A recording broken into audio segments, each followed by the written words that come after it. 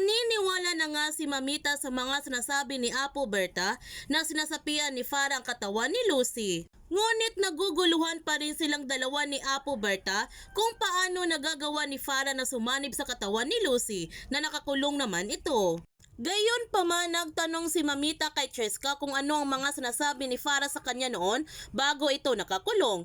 Ang sagot ni Cheska nang sabi ni Farah sa kanya na siya ang kanyang mami. At narinig ito mismo ni Farah ang mga tanong ni Mamita para kay Cheska, kaya malinaw na sa kanya na nagdududa na ang matanda sa kanyang pagkatao at kinakailangan na gumawa siya ng hakbang upang mapatahimik niya si Azon. Samantala, pumunta si Mamita sa kulungan upang pagalitan si Farah sa kanyang ginawang pagsanib sa katawan ni Lucy.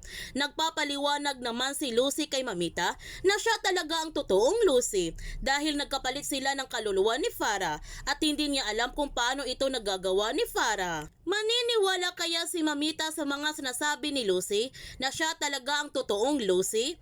Yan ang ating aabangan sa Stolen Life. Kung bago ka pa channel ko, don't forget to like, subscribe, ang click notification bell para palagi kang updated sa mga videos in-upload ko. Thank you for watching and God bless to everyone!